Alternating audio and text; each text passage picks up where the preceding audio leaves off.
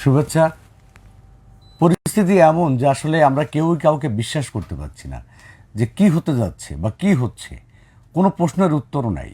কয়েকদিন ধরে এক ধরনের এই যে যে সরকার জুলাই বিপ্লবের পরে, রক্তাক্ত জুলাই বিপ্লবের পরে যে সরকার এখন বর্তমানে দেশ চালাচ্ছে, এই সরকারের সংবিধান, গঠনতন্ত্র এবং তাদের চলমান যেসব প্রক্রিয়া এবং রীতিমতো খুব ঔদ্ধত্য দেখিয়ে গতকাল এবং আজ সারা দেশে যে আলোচনাটা হচ্ছে, আজ এই আলোচনার মূল কেন্দ্রবিন্দু হচ্ছে যে আসলে এই সরকারের কাদের মাধ্যমে কিভাবে বা কোন ফরম্যাটের সরকার। এখন প্রশ্ন হচ্ছে যে সরকারের প্রধান উপদেষ্টার প্রেস সচিব উনি সরাসরি বলেছেন যে না, এটা জুলাই বিপ্লবের সঙ্গে বা বিপ্লবী সরকারের সাথে এই সরকারের কোনো মিল নাই, বা তাদের যে ফরম্যাট মানে সরকারের যে কাঠামো, সেই কাঠামোর সাথে জুলাই বিপ্লবের নীতিমালার কোনো সম্পৃক্ততা নাই। এটা এটা কোন ধরনের কথা? তাহলে এই সরকার কোন সরকার? কারা এই সরকারে? খুব সহজ প্রশ্ন যে দেশের যে সংকট, আমাদের খালি চোখে যেগুলো দেখা, বাজারের অস্থিরতা এখনও কাটেনি, বিভিন্ন জায়গায় মানুষের মধ্যে আইনশৃঙ্খলার প্রতি যে আস্থা সেটা এখনও তৈরি হয়নি, এবং সাধারণ মানুষ এখনও কোনোভাবেই তারা নিরাপদ বোধ করছে না।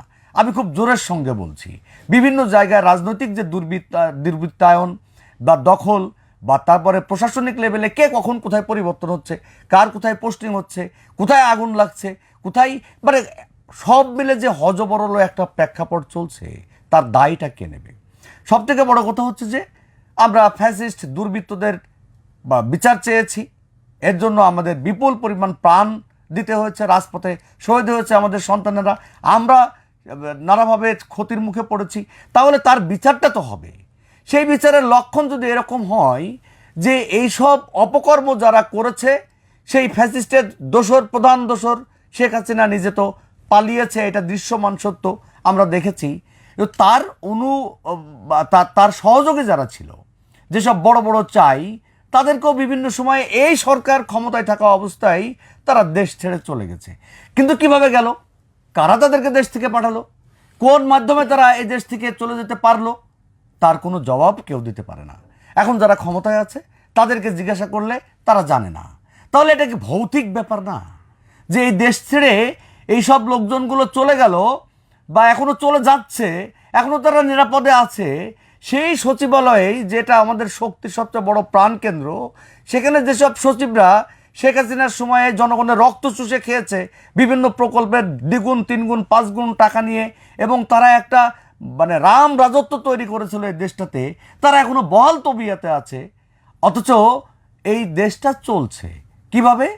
বিপ্লব সংগঠিত হওয়ার পরে ফ্যাসিস্ট শেখ হাসিনা পালিয়েছে, তার যে অন্যান্য, একমাত্র হাসিনা বাদে তার অন্যান্য যতগুলো কল কবজা ছিল সবগুলো অহরহ ঠিক একইভাবে দেশটাকে কামড়ে যাচ্ছে, যার ফলে এক ধরনের অস্থিরতা, এক ধরনের আস্থার সংকট এখন দেশে বিরাজ করছে।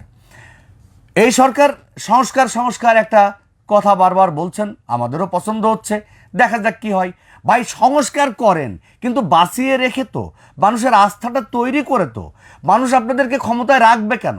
এর ফলেই না সবখান থেকে এখন শুরু হয়েছে যে অবিলম্বে ভাই নির্বাচন দেন, নির্বাচিত সরকার আসুক, তারপরে নির্বাচিত সরকার দায়িত্ব নিয়ে তারা তাদের কর্তব্য পালন করুক।